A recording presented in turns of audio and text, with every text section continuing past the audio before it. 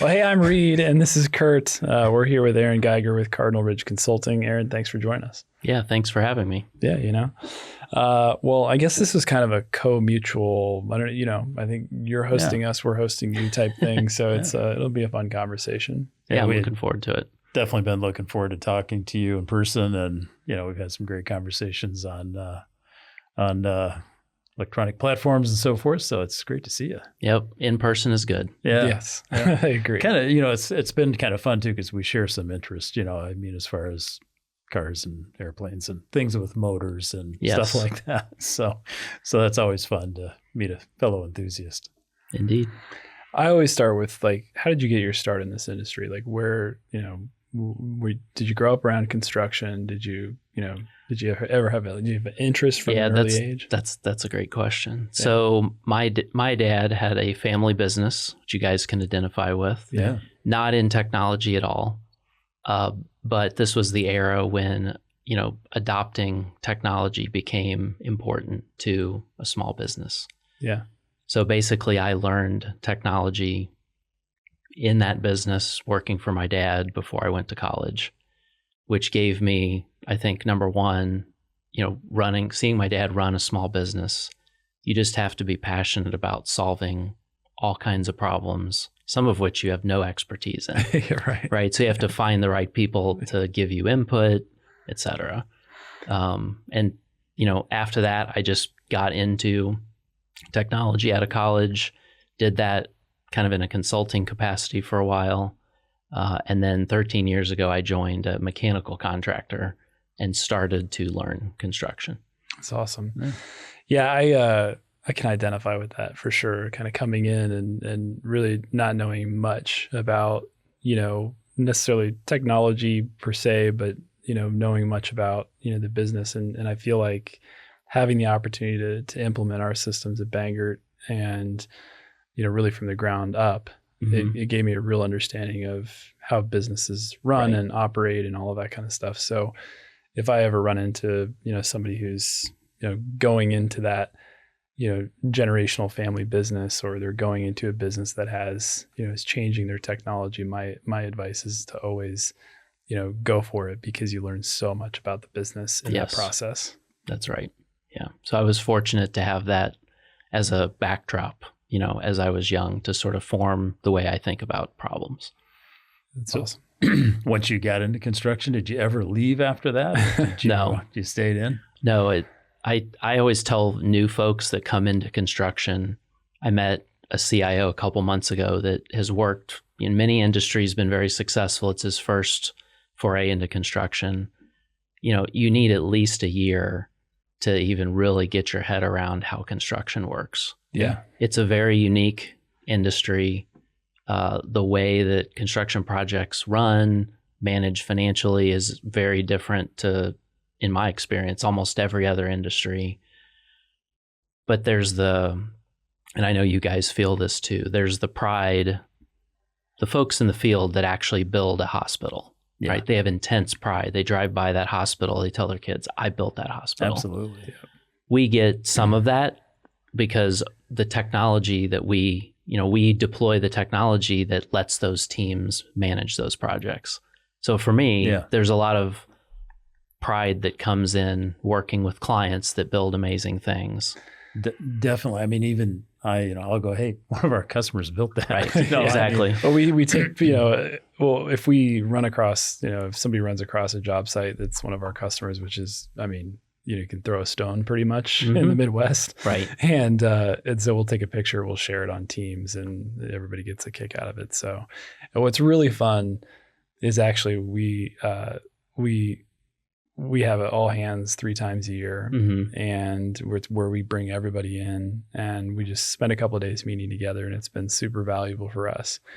But the hotel we stay at, and everybody is, they were building another one right across the street, and what's that construction company? Nobody's heard of that. And then, a couple months later, we're, talking to them, and now they're our customer. So, but anyway, the long story short, it's fun to have that, you're like, hey, that's our customer. They built it. That project's finances ran through our systems. Yeah, the other thing I think about construction is just the problems to solve are so interesting. Yes, and varied. that's right. I had a career in logistics and transportation before I came to construction, and at least my individual experience, I think the range of problems and the talent of people that you're working with to solve those problems in construction is pretty amazing. Mm-hmm. So yeah, I'm here. I love construction. There's so much work to do. That's how I look at it. There's no doubt. I mean, it's such a unique industry, and I think people don't generally understand how different it really is. You're building your product in a unique place at a unique time every time. I mean, you're not doing the same thing over and over again. It's very, very, very unusual. Even if you're building the same building in multiple locations, it's still different. It's in different locations with different conditions, different times of the year. All the variables that have to be taken into account. With different people.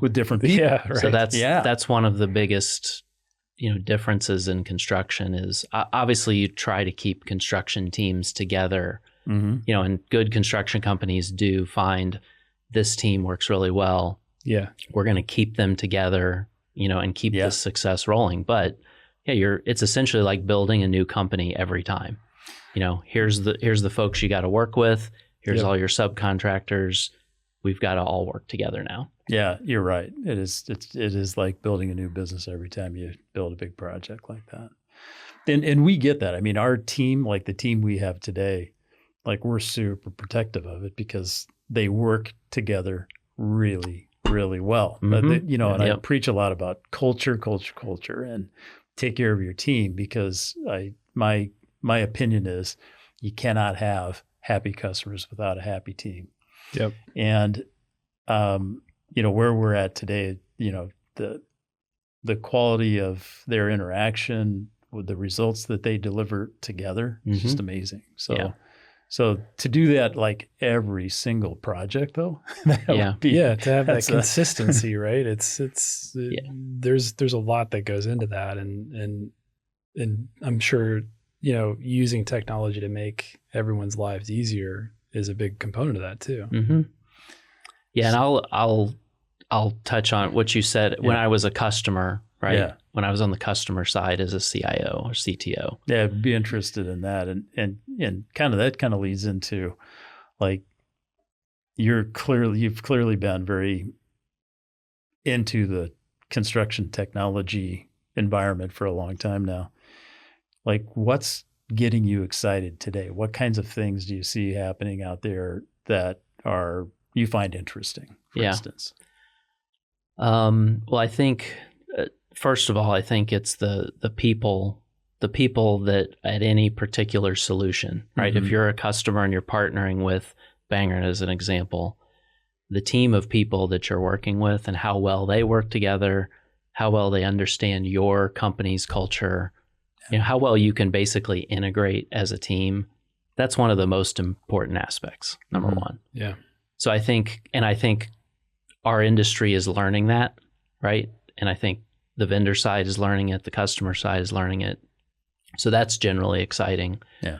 But I think obviously where AI will take us over the next 5 to 10 years in terms of efficiency, insight is super exciting.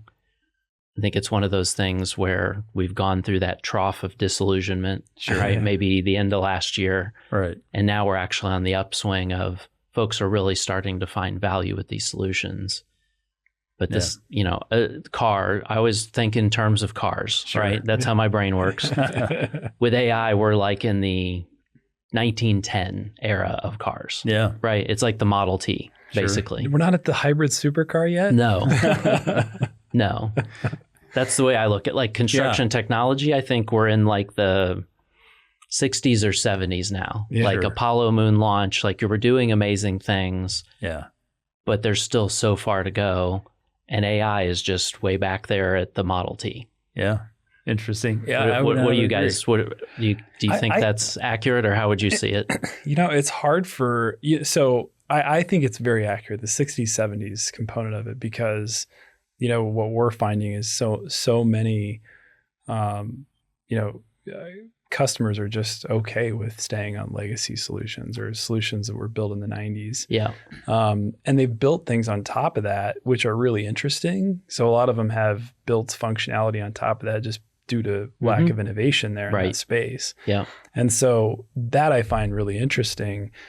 But because it works for what they do, I think we're just now starting to see people say, okay, we have to start investing in technology. We have to start taking some risk here to actually move forward. Right.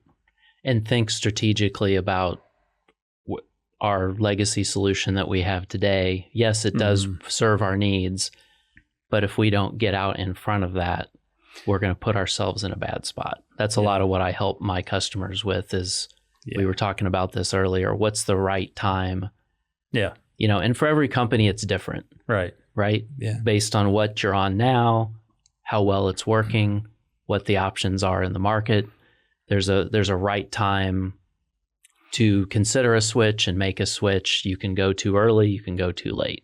Yeah. So I always say there's never a good time. Yeah, no, I agree with that. There is never a good time. Everyone will jointly agree with there's never a good time to change your ERP, for sure. However, tech needs to be part of your strategy. Correct. And you have to have a strategy and you have to execute on that strategy. It may mean it's now. It may mean it's 2 years from now, whatever it is. But there's a strategy behind it. There's a thought process and you're executing on it. And my distinct opinion is that if you don't have a strategy around your tech or your overall strategy doesn't heavily, leverage technology, you need to revisit it or get someone like you that can help build that strategy out and make a roadmap, and that could be a 5 or 10 year roadmap. It could be, here's what we need to do 6 months from now. Here's what we need to do today. Here's what we need to do. Plan for next year, but you have a thought process behind it. You have reasons to do it, and that melds very, very directly into your overall company strategy. And I think, construction is also by its nature such a diverse industry. You have very sophisticated companies that are really on the top of their game, and then you have guys that are out, running machines during the day, running the books at night or whatever, it's such a large spectrum. That's true. Of different circumstances, and everybody needs to accommodate that. But everyone should also, I don't care if you're small, big, in between, doesn't really matter. You still need to have tech as a part of your strategy. Yeah. So, and Reed's comment, like there's a lot of folks that really don't want to leave their legacy system that badly. I blame a lot of that on our industry, frankly. There's been 2-3 decades really of very little progress and innovation that there's really been no great reason to change. Yeah, the history of ERP in construction, at least since I've been in construction and talking to my peers that have been here for much longer than me, is since the 90s, there wasn't much change in the partners that you could choose to use. There were very specific solutions just for construction that were built at a time and then generally not innovated on. So to your point, and there also wasn't the VC investment and just the global interest in investment in construction that now there is. That's right. So historically, you weren't pressured to make those choices because there wasn't a choice to make, essentially. Or you were choosing, we're on this system that's okay at best. We could move to another system that's okay at best. It's not going to give the business any tangible benefit. Yeah. We need to wait until there's an opportunity to make a big move, which I feel like now is that time. Yeah. That's what's exciting to me is like construction ERP is a much more wide open area with lots of different options to consider compared to even 5 years ago. Yep. Yeah, I agree. And I think the technology has gotten to a place where there are real reasons that you should consider a change. Yeah. You should be, honestly, it's not consider, you should be planning a change today, in my opinion, if you're in construction. Those legacy platforms are far closer to the end of their life than they are the beginning, far closer. Yeah.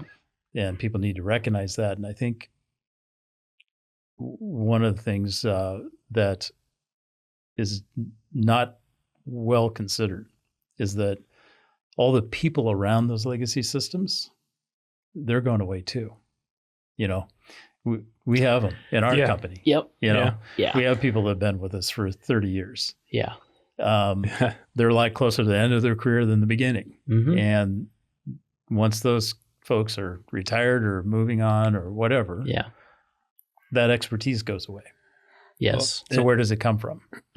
And I find, particularly in the accounting departments, it's very difficult, starting to become very difficult for them to recruit people who want to stick around for a while, because the technology they're using is going to be cumbersome, it's outdated, and all of that kind of thing too. And so he's, the people around it are aging out and retiring. Well, it's very difficult to replace those people without also, considering a change to tech. Yeah. Part of the reason a lot of construction businesses, and where I was previously, we thought about it this way.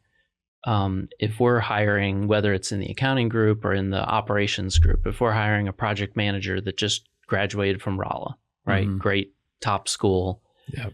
And we bring them in and give them a bunch of old, outdated, disconnected tools to manage a construction project, they're not going to stay at our company. No, they're going to go to a competitor. That is a differentiator. Sure. Right. Yep. So if things are equal otherwise, especially this generation and even more probably the next generation, the technology that they get to use is really important.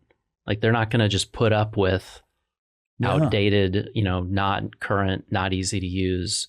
It's quality of life.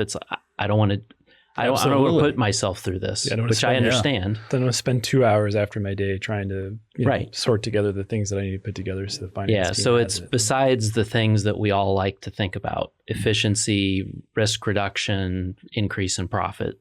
Right. I mean, those are the overarching reasons to make a technology change, right? Right. But then quality of life and recruiting the best talented people and retention is an important aspect as well. Yeah. I mean, you're gonna bring somebody in new. You're gonna invest a lot in them to bring them into a highly productive, effective part of your team. Yeah. And then if they wash out because they're like, hey, this stuff's too old, and that is a factor. I mean, I don't think people take this seriously enough either. It is a factor. Yes. And because you'll lose them to somebody who is bringing modern technology to the table. Yeah. Well, but also a right fit though too, because I mean, for instance, there's a big contractor here in St. Louis that, after they were done, they were like, why did we wait so long? We should have done this 2 years ago. This is amazing. It's completely changed my work-life balance from a leadership standpoint all the way down to, payroll clerks. Mm-hmm. And, but there's the opposite of the spectrum that if people aren't prepared, they don't have a strategy, maybe the ERP is not the right fit for what their organization really needs to, we see that struggle as well. Yeah. I think one thing that's interesting about construction businesses, that I've worked at and now that I work with, as a partner, each one, to your point earlier, is different. Even if you've got 3 general contractors, they all likely do different types of work. Some might self-perform, some might not. Some might have ancillary businesses that are like warehousing, equipment, selling materials. Yeah. That's a totally different need for your financial system than construction. So essentially you have multiple businesses within this enterprise. Yep. So the restaurants. Restaurants. I haven't seen that. We have car washes. Yeah, that's true. Seen a lot. So that's, to your point, that's part of the strategy of can we encompass one system that will cover our business? Do we encompass most of it? And then, this other business is so unique that it's okay to have a small bespoke solution for them. Those are all things to consider. And those are things that I help my clients with. Yeah. That's awesome. Yeah. But it's important to think that all through and have good partners so that you do make good decisions. Yeah. Yeah. I mean, I just knowing kind of your approach and what you do, I really think, it's needed in the industry. And I think, for folks who don't know what direction to head, where to start, where to begin, I think somebody like you can bring in that expertise, that can help them at least get navigated in the right direction and kickstart things off to the right start. Yeah. When we recently interacted, when I was a CTO, we had a independent party in our evaluation that was very helpful, and they were not running and I like to differentiate this. I don't generally recommend that construction companies just pay someone to run your implementation. No, that's not. That seems like a good idea, but that's a fool's errand. Absolutely. Right. So and we'll talk about the people investment, et cetera. But having that independent person as another seat at the table, as an advisor and sort of a facilitator for us was very valuable. Yeah. And that's what I try to do for my clients, is sort of really get into the business and be the facilitator to help set up success. I think that makes a lot of sense. And part of the problem is there's a ton of noise. And I think we're at this point where there is reason for people to consider and make change, but also there's a tremendous amount of static, if you will, in the industry in terms of, if I'm a contractor, I can look at all these options. They're all going to sound the same. They're all going to tell me the same story, basically. That's true. Correct. And so it takes, and it's, if I'm a contractor, I'm not typically in the technology business. I may not be, maybe the last thing I have. That's correct. Which is okay. Which is perfectly fine. Yeah. That noise is so hard to sort through, because they all say the same thing. They all tell me they're the most modern, the best, number one, the whole thing. Everybody says, we're your solution, and we have AI, and we've got this and that, and automatic, whatever, nose wipers, et cetera, and we both, the three of us here at least, we know that's not exactly true, right? But you got to sort through that stuff, and I encourage people to get some help, get some people that can say, hey, okay, this, and this, you want to think about these. These, I know what they're saying, but I also know what they are. So maybe not on the list. These ones should be, let's help select what you need, and then, progress from there. Because I think that there's just so much noise out there right now, and we see lazy products that are cloud. Well, they were built in the 1990s. They never were cloud. They're hosted in the cloud. That's a big difference in terms of your base technology. Correct. Well, you brought up an interesting point too. It's like, don't hire somebody to run your implementation, to implement the software. And that is such I can't shout that from the tallest, Mount Everest, honestly, because there's the way that this industry has traditionally implemented ERP too is, for all better terms, ass backwards, where we see companies really heavily reliant. I mean, we have customers that are on our legacy solutions that are heavily reliant on our consultants. Right. And I've always held, and I know he has as well, that, if your organization is leaning on consultants for a crutch, indefinitely, that's huge. It's a big problem. Yeah, I see that a lot. To your point, when it's set up that the consultant owns the implementation, right, and there's not enough stake in the game on the contractor side, and there's not enough knowledge transfer, and there's not enough thought about, okay, once we go live, what folks do we need to hire in the IT organization to really support this solution? Yes.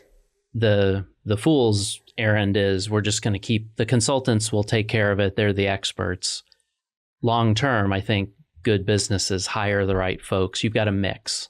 So maybe 70% of your change to your system, your internal team can solve with the business. Sure. And then when there's something that's outside of their expertise, Sure. That's where you call in the consulting group to help you.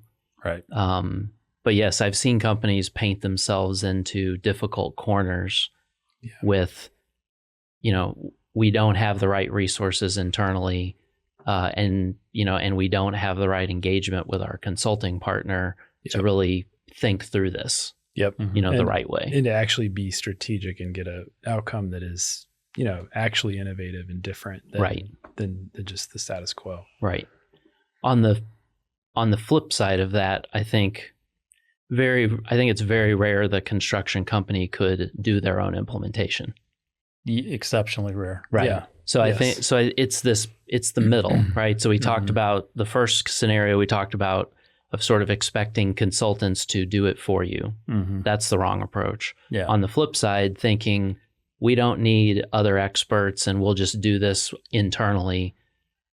Nearly all that always fails. Yeah. Because you're trying to run a construction business, you're trying to run a finance and accounting group. Yes. You can't backfill enough people to actually do it properly. So, I mean, we have a customer in Florida, extremely sophisticated. Matt Reagan with Flight Builders, actually, he'll get a kick that I gave him a shout out. But even then, there isn't a way in which he would have just been able to implement it himself. I mean, super bright individual, right?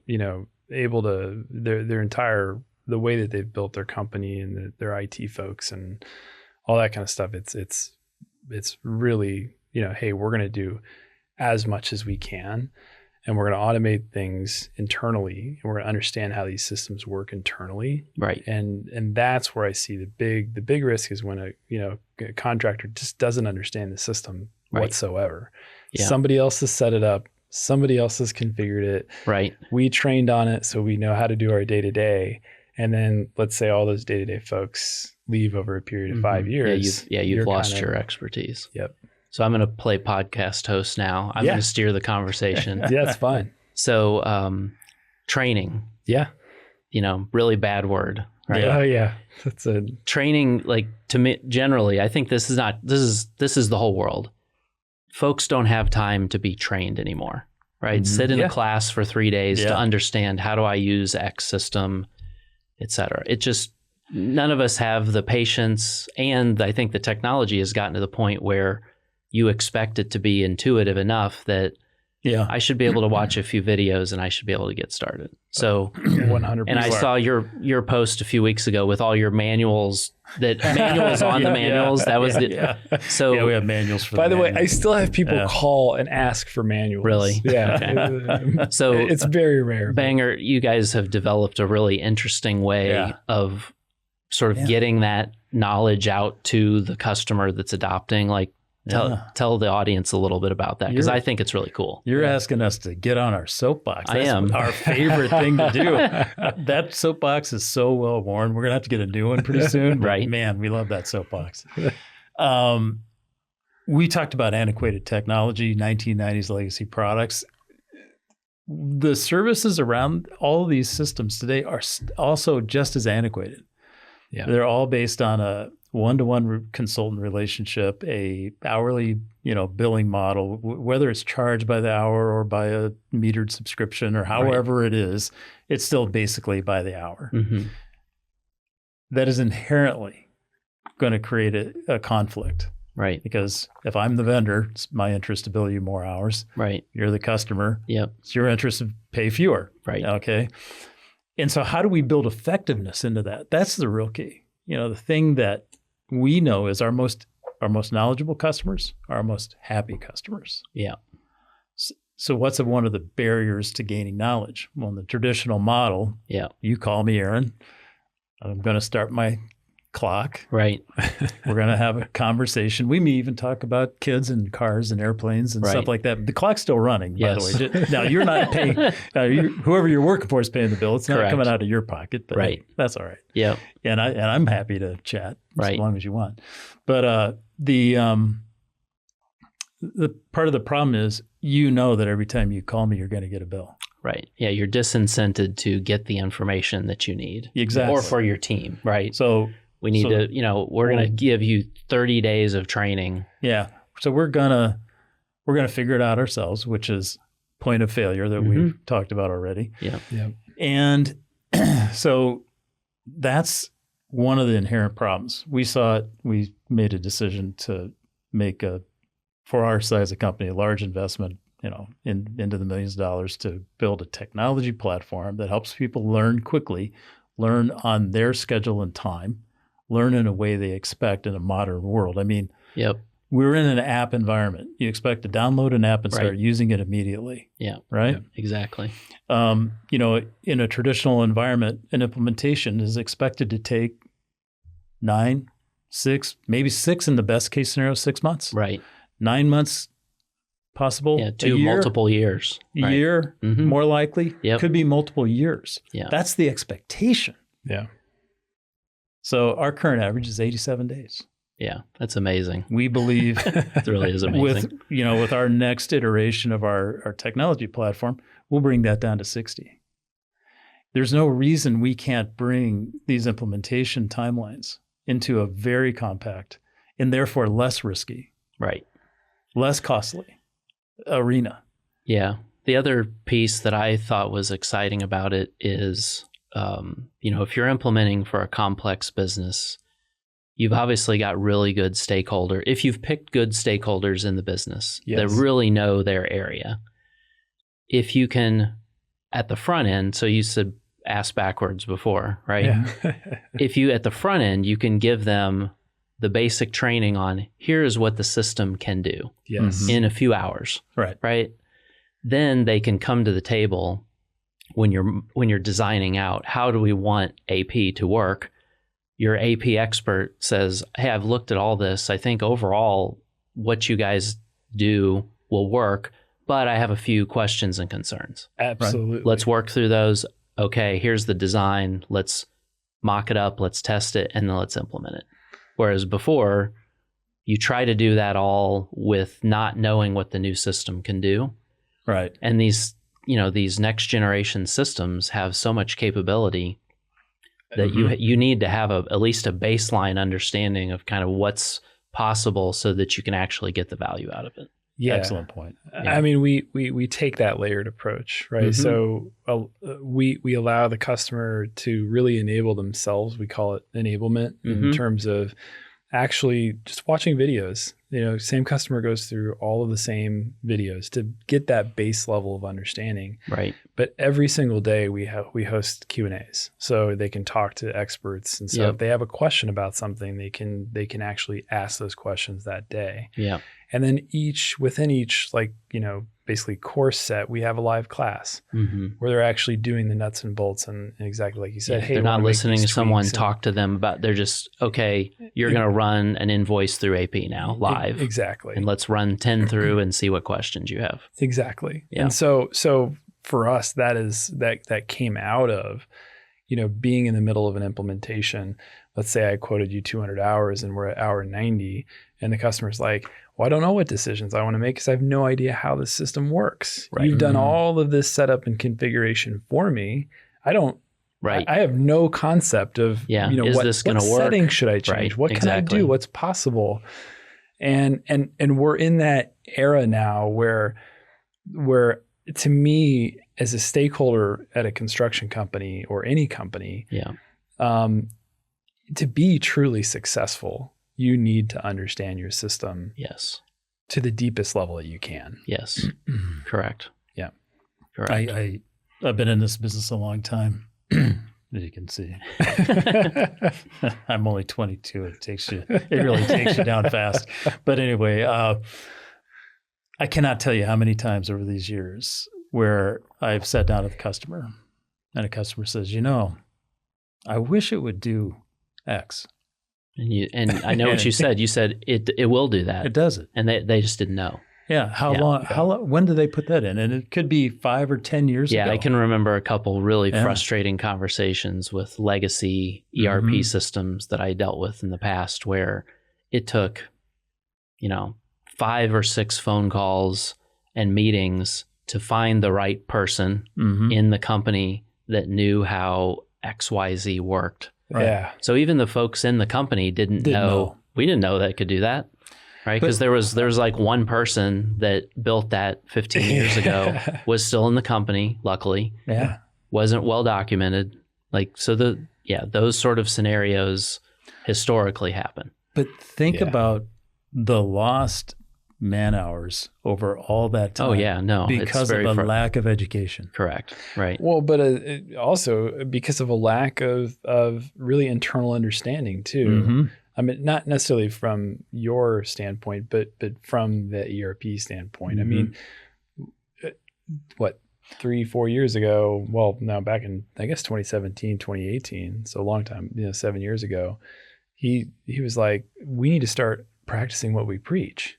We're sitting here with outdated tech. We don't use automation. We don't use Inside your own company. Inside our own company. Lack of integration. I always said if our customers saw our IT system, they'd shoot me. Right. Seriously. Yeah. So, and so now, I mean, our team literally within a couple of clicks can know exactly, what's going on with the customer, what their prior issues were, who worked on it. Hey, I talked to somebody last week. I don't remember, okay, this person's the right person. They're just, the teamwork is phenomenal. mm-hmm. And you cannot, I don't think you can get to true like team harmony without that technology in place. True. Yeah. At least today. That's Yes. Yeah. Yeah. Our bottom line fundamentally is this: you should be purchasing knowledge, not time. Right. Okay. Right. Yeah. Ultimately, that's the value that your Right. firm provides to the customer is your knowledge. Yes. Right. And you should have And access. time is a component of it. Sure it is. But you should be buying knowledge. Yeah. If you're buying time comes and goes, as we all know. And there's never enough of it. never enough of it. So in our case, when you buy, quote, you buy our knowledge, you always have access to it.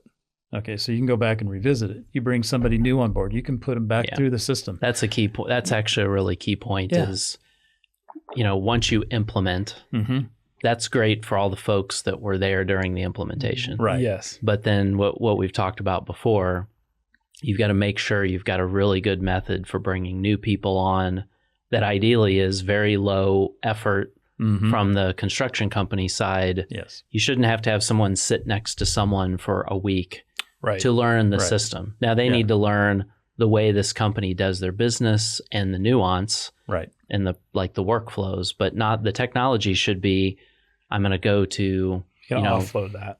Right. I'm going to go to my ERP portal, watch these, your first 2 days, watch these videos, and then start diving in and using the system. Right. Right.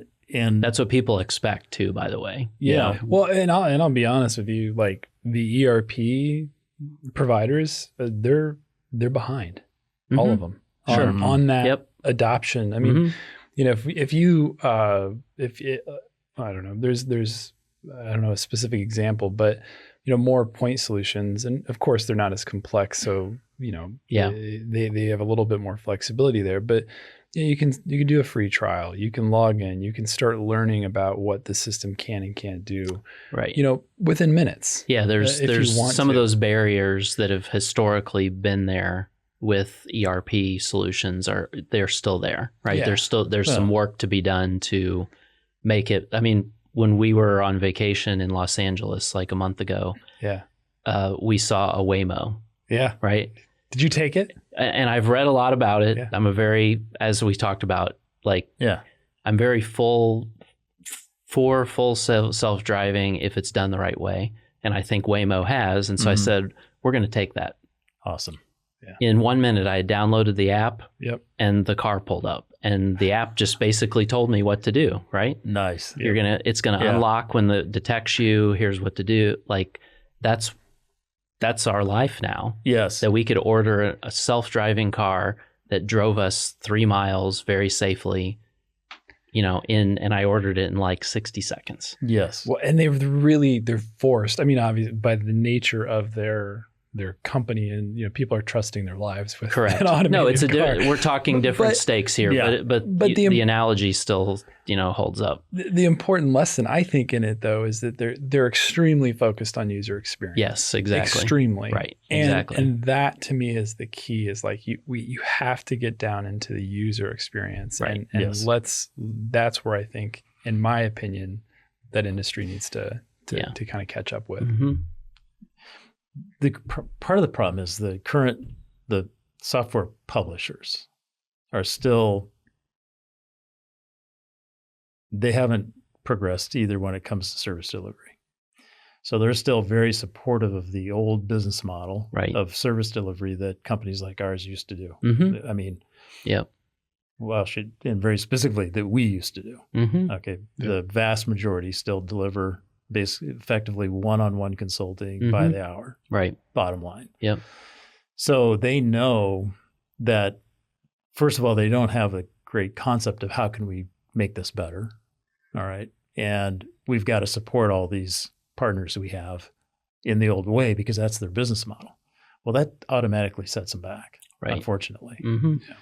So we looked at it and we're just like, number one, buy knowledge, not time. You should always have access. It should be unlimited. Why should we have a single point of contact or 2 or 3 points of contact? Right. And then it's on you as the customer to deliver that information to your team. Right. The whole idea of train the trainer, another massive error. Right. Yeah.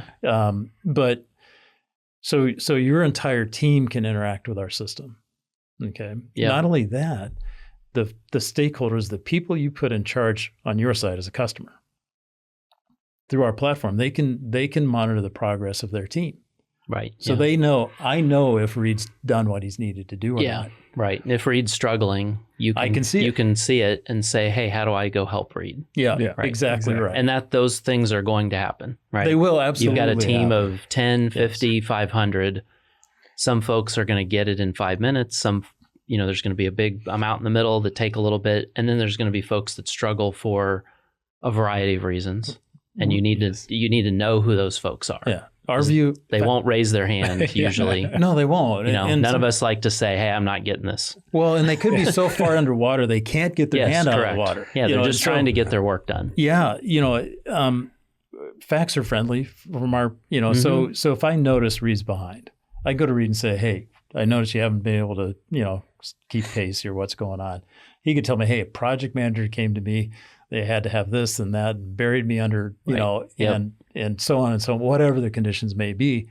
Very legitimate reasons, to be behind. But now you can interact with that individual and say, "Okay, let me run some interference here. Let's figure out a better way of doing this." Right. But you know the problem. Yes.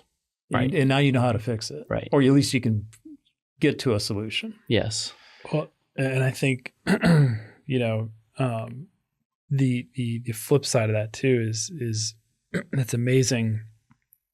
And these tools we put in place and the visibility and the analytics we put in place for each company, they exist because, it's amazing in the sales process how many contractors don't ask about how the project is going to be managed. Right. I mean, they literally make a living out of, it's life or death on how the project will be managed. Right. And so many we see sign contracts with a blind eye too. And that's, I think those two combinations are really perplexing in a way. It is an interesting thing. Reed's point of how are we going to maintain control of the project, the implementation project? Yeah. And two, as contract oriented as contractors are, how many do not fully vet the contract I would hand you? Right. Yeah. Blows my mind. Mm-hmm. They're signing on to things that they would never sign on to with a subcontractor. Right. Ever. And I think it's some of it is because it's a different type of business. Sure. And like we talked about before, this isn't my business. I don't know. Must be the way it's done. Well, and to be fair, I mean, there's a lot of contractors that don't have a CIO. They don't have a CTO. They don't have somebody who's, correct. Really, really understands, because I think you download an app on your phone, nobody reads the terms and conditions before they download it, right? Correct. You're just going to click OK. Yeah. And I think that, mentality kind of flows over into even bigger purchases like with an ERP and things like that too. Well, and the flip side of that is that, construction companies, if they're successful, yes, they're very good about schedule, finance, like all the core tenets of project management. Managing a software implementation is not the same. No. There are core tenets that still apply, but you can't manage a software implementation like you manage it. So that's the other mistake I see construction companies make is you have the perception of, we manage projects, construction projects really well. We can manage this ERP project. It's just another thing we're building. Right. Yes. And it's not the same. No, they're not. Yeah. So I'm going to flip the script back on you because I'm really interested in, tell us from you're getting Cardinal Consulting up. You've got some clients now. Tell me what does day one look like with you? What do you do? Yeah.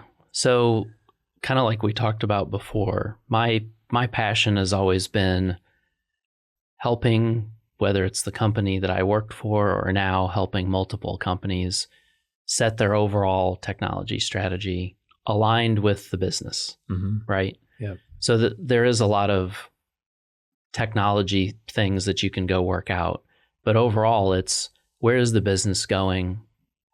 Are they going to be acquiring new companies? Are they going to be going into new types of construction? What are the pain points the field has?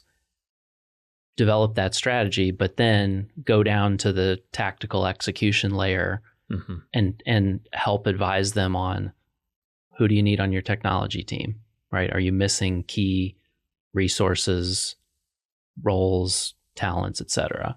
Yeah. How do you vet new technology?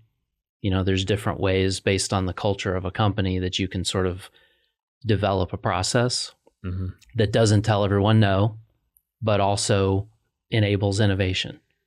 And I find that's different for every single company, right? There's not if I summarized it, I would say like what I offer is a very bespoke approach from an industry CTO, right? Yeah. I have the experience, but I really offer a bespoke solution for what the customer needs. I don't have a menu of here's the 5 services that I offer. Yeah, of course.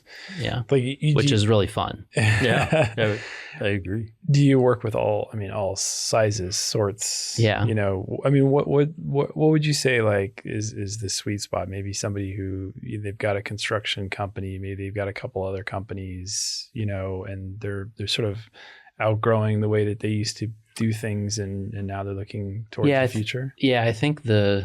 I think one sweet spot is, you guys referenced it before, which is the fractional CIO or CTO need. Yeah.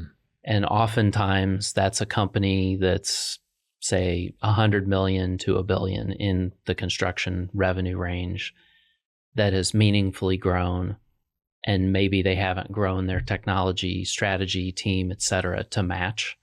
Right. But they're not in a position where they need a CIO long term. Sure. Right? Yeah. Like they don't necessarily need to make that sort of investment. And it's also really hard to find the right skill set at that in sort of that size of company. So, several of the clients that I work with, I'll be there for some period of time with them, alongside them.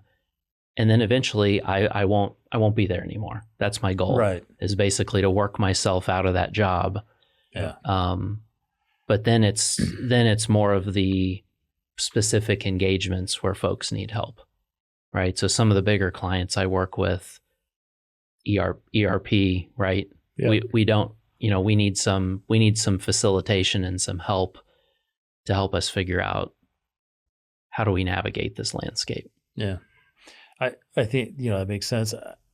I look at it this way. Even smaller contractors, I think, should be talking to you. Yeah, really. Because we've made investments with consultants over time. And most of the time we look at the engagement, I go, man, it's a lot of money, you know? Yeah. But we go, you know what? We need the expertise. We need the assistance. We Right. need the guidance. So we write the check. Mm-hmm. Never regretted doing that. Right. Yeah. You know, we just never regretted doing it. And and even though at times at the beginning we're like, man, we're not sure this is going to, you know, juice is going to be worth the squeeze here. Mm-hmm. It's always turned out to be worth it Yeah. in our case. And it's bringing in that expertise you don't have in house, because that's helped us grow. Mm-hmm. It's helped us build the right team, the right culture. Yeah. It's helped us get the right people in the right seats, Mhm. which just makes the whole thing work. Correct. You know, Yeah, that's a very important aspect is Mhm. having the right people in the right seats. And I think one of the valuable things that I bring to my clients is that I am that independent voice, right? So I'm not inside of the company's politics.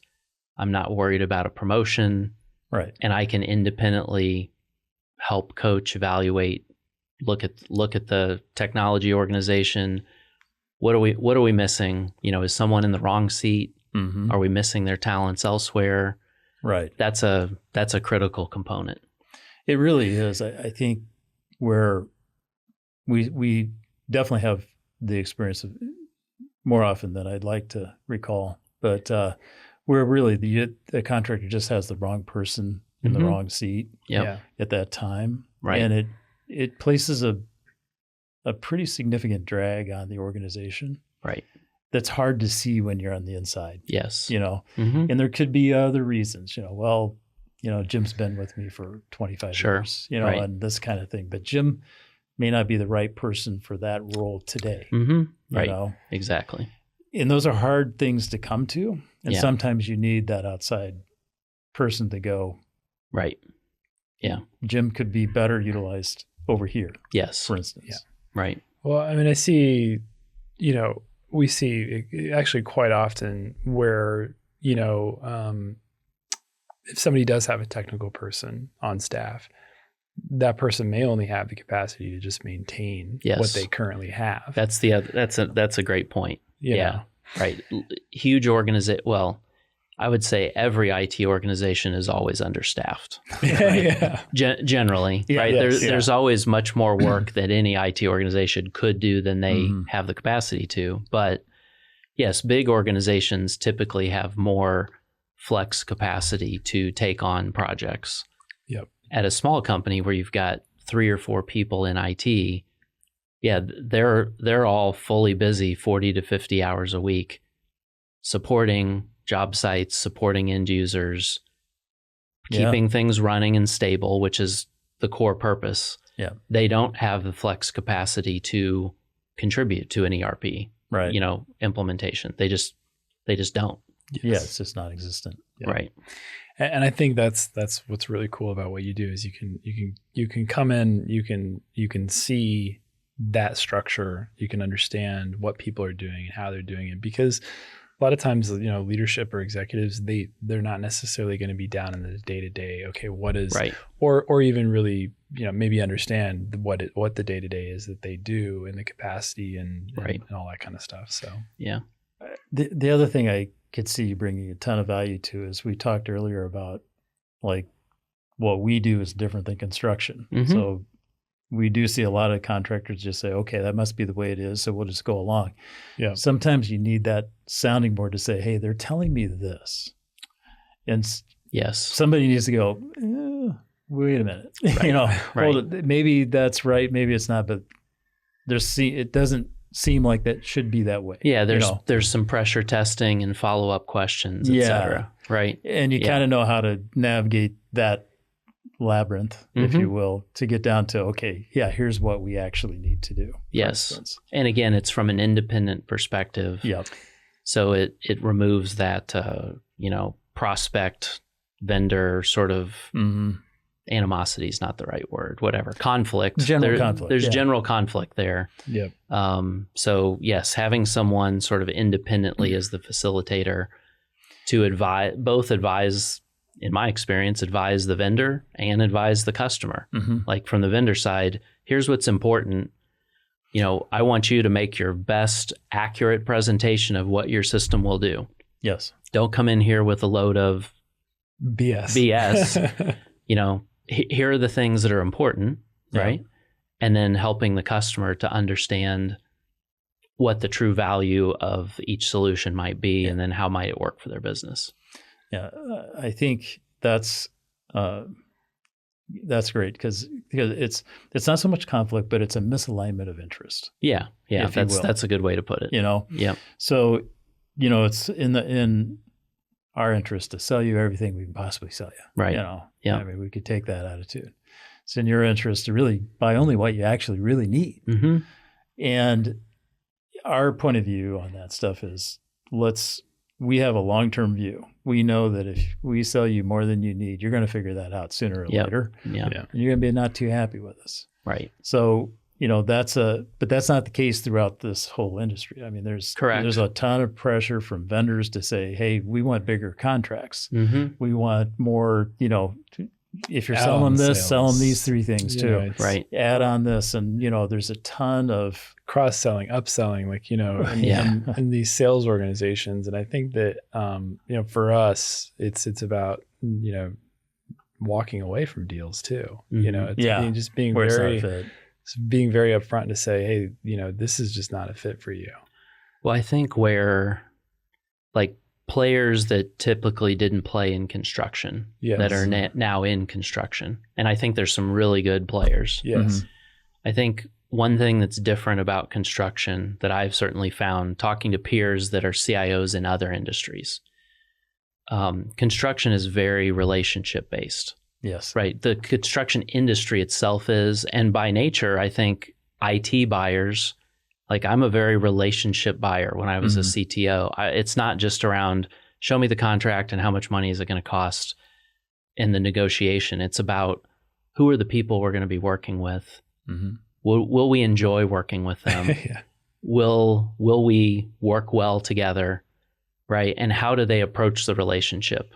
Do they approach it as we want to work with you long term. We're selling you what you need now.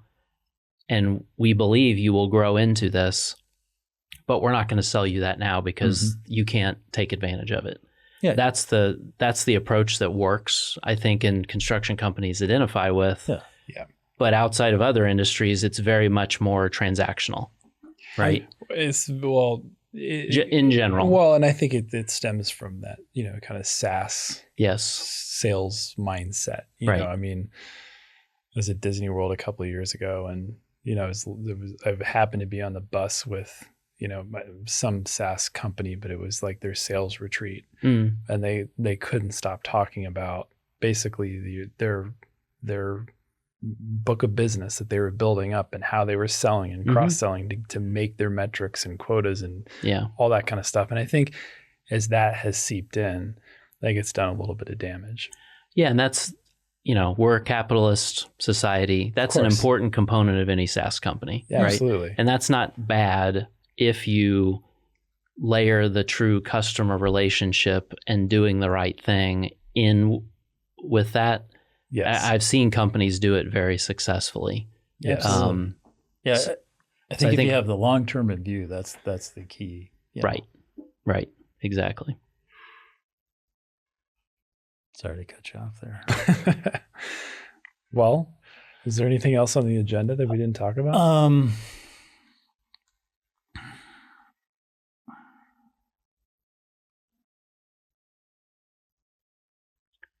I've already thought of customers that we should introduce you to.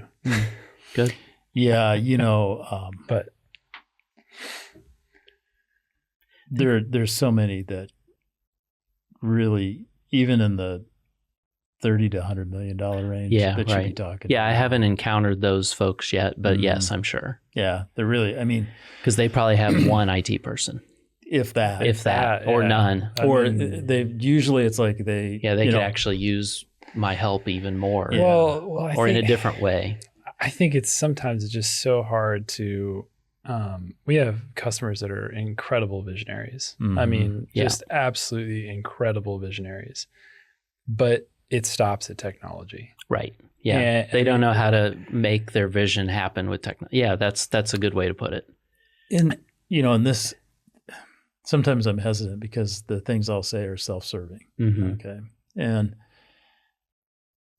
over the time I've been doing this, which is 40 plus years, the companies that I've worked with over all that time who have been tech forward in their era for their time Yep.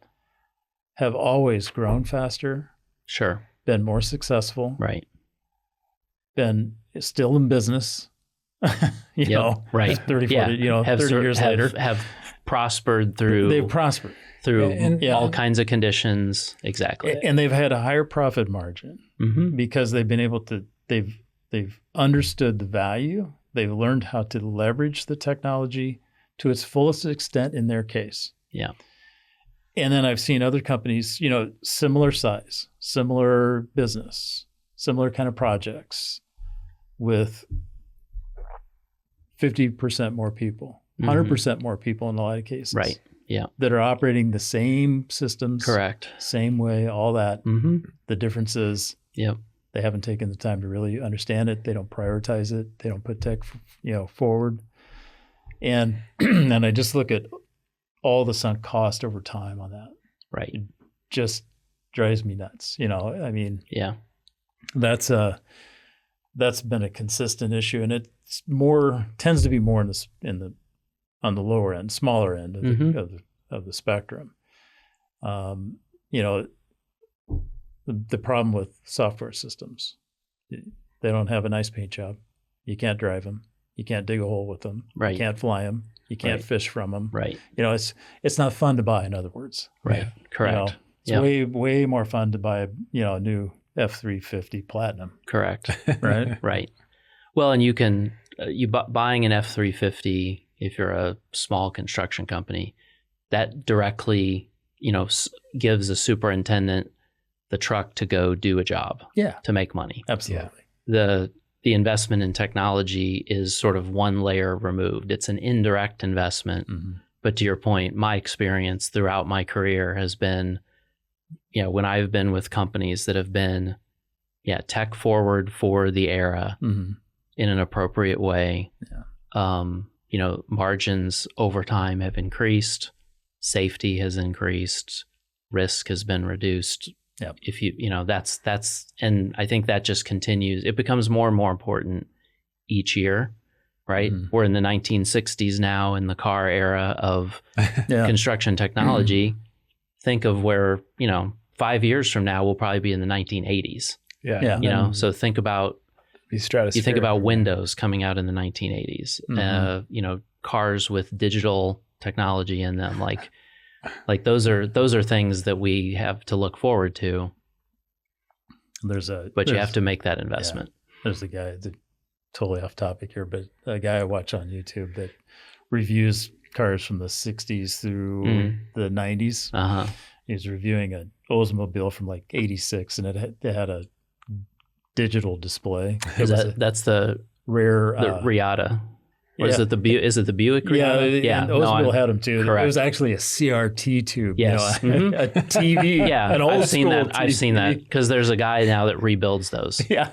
There's one guy in the country, if you have a Riata, he will actually rebuild your CRT. So it still works, which is crazy. It's just so crazy. We look back, but they were pushing the technology forward, obviously, but it's so anachronistic now. I think for me, the thing I get to is we talk so much about the process of implementation, what we call deployment. And we call it deployment because it is different than a traditional thing. And what I think a lot of contractors don't understand, because it's not brought to the forefront, is the risk of a traditional implementation. Mm-hmm. Right. It does. An ERP implementation absolutely poses a risk to the organization. Right. And it's Correct. significant. Correct. Yeah. Yeah. Companies have gone out of business Yes. after a failed ERP implementation, They or certainly had if they didn't go out of business, they've had massive losses, disruption to their operation. Mm-hmm. Yes, it's a high risk endeavor for sure. Absolutely. I think the degree of risk is not well understood. Mm-hmm. And then there's the more minor risk of when I look at you as a customer, if I'm going to say, Aaron, knowing what I know based on my decades of experience and all that, I think it's going to take 250 hours of our time for us to implement your system with you. There's no chance in the face here that that's accurate. Okay. Right. I don't have enough information. Correct. Right. To tell you that. Yeah. Now I'm going to tell you that. I mean, it's going to be based on my experience. You've got to come up with a number. It's my best guess. But I don't have enough information to tell you. Right. And because I don't know your people. I don't know their workload. Mm-hmm. I don't know the attitudes of the executive team in the company. Right. Those are all unknown variables. Totally unknown variables. I don't know the attitudes of the entirety of the team. Your AP clerk could derail this thing so badly, you have no idea. Right. Yeah. And we've seen that. I mean, all of those, it's across the spectrum. Yeah. So that old model is so risk. Yeah. It's just heavy with full risk. Of it. Yeah. Yeah. Yeah. And so that's one of the things, as we move through, there's a couple things that I directed our team. One is, customers that know the most are the happiest. There's a better way of doing this. There's a way to consistently bring customers live without risk to them, without risk to us. Right. And turn out a happy customer consistently, time after time. There's a way to do that. And the way to do that is you systematize the thing. Good contractors have systems, right? Yep. You may have a different team and it may be a different project. But you have a system that you run a project on. Right? And that system's been refined over years and years. Best practices, learning from your mistakes, everything. Yep. All the combined knowledge that goes into that. So that's what we took and built to do with our process. All right. So we lost people. There were, people that weren't in the right seat with this new method, or they couldn't adjust to the new method, which is okay. Which is absolutely okay. We were absolutely fine with that because what we were left with was the right people in the right place and at the right time. Yeah. To facilitate this and take it beyond our wildest expectation. And then it's also you buy knowledge, not time. Right. If we should be. What you should be buying from us is the ability to effectively, efficiently operate the system we sold you and that you're getting the value that you were promised. Right. Yeah, that's it. Right? Yeah, right. Period. Yep. So, and it's essential, I think, for ERP. This goes more than ERP. This is really any software company, but we're talking about ERP today more specifically. Yeah. It's important, I think, for those tenants that you talked about to be delivered to customers, because the main reason customers delay implementation too long, right? They're like, we don't want to do it, is the historical scars that either they have or they talk to their fellow folks at other companies and say, how did your implementation of XYZ go? It was a nightmare, right? Here's why. So there's not a lot of good outcomes to pull from. Yep. And so that's why people they know the risk. They're very risk averse. Construction companies manage risk, but they're risk averse. Yes. So those new models of doing this and getting rid of a lot of that risk and sort of spreading the knowledge. Yeah. That's really important. Yeah, I mean, that's where, there's just so many different pieces of this. And then our method brings your team and our team together and makes a new team. Right. Yeah. Just like in a construction project, you're going to bring new subs in, you're going to have your team on board, but you're going to meld that into a productive group of people. Right. And so that's what we're after. That's what we've been able to do very successfully, actually. But it also takes the cost of that implementation. It's a fraction. Right. Timeline is, in our experience so far, timeline is cut in half. Right. Versus typical. Cost is cut by about 70%. Yeah. And that's because we're leveraging technology in our business, and that technology can allow us to offer this a better product, a more effective product at a less cost. Yeah. I'd also add to that, though, our team is so outcome focused at this stage. Like they're so committed to seeing the customer be successful. Mm-hmm. And before we had, probably,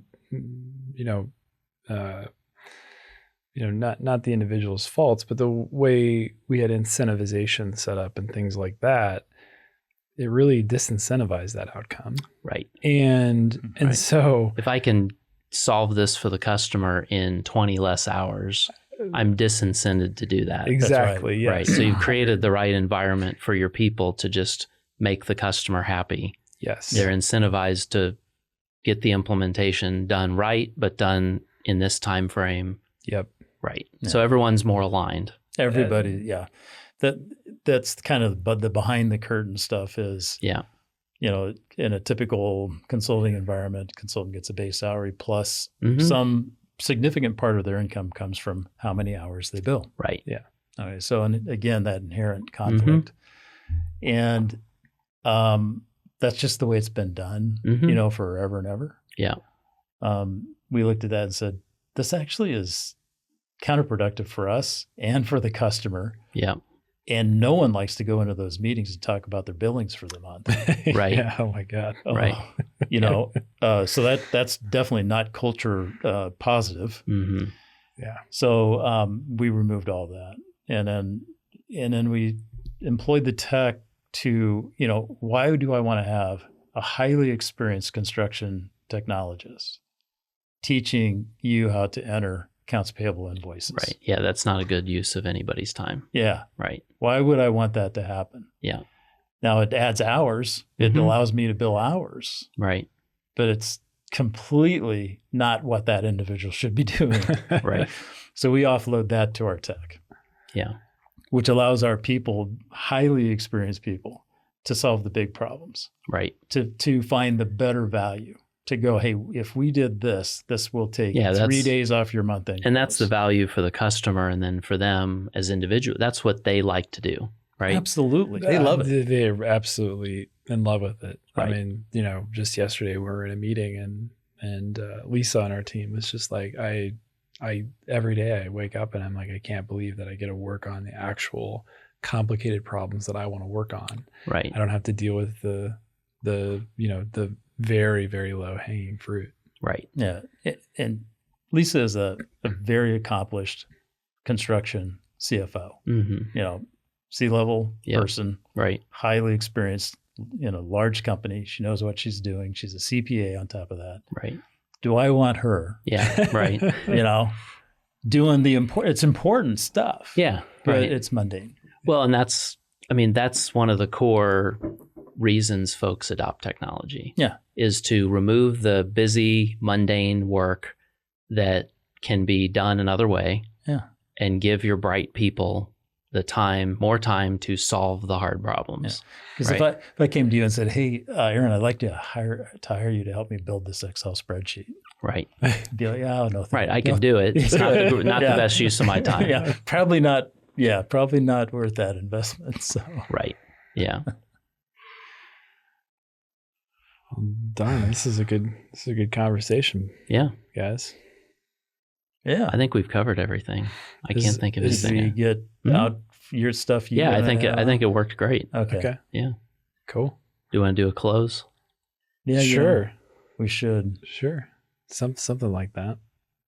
Well, Aaron, it's been a real pleasure talking to you. Thanks for the time, and we should do this again. Yes. I really enjoy the conversation, and maybe in the future we can kind of dive into a few more specifics of, hey, I see this going on, or hey, I heard about that. Gives people a little bit of insight on what we think about all the time. Yeah, thank you for having me. This has been a really fun conversation. I really like the way you guys approach things, and I don't think we've solved the world's problems yet, but Maybe we will. I think we've talked through some real awesome improvements.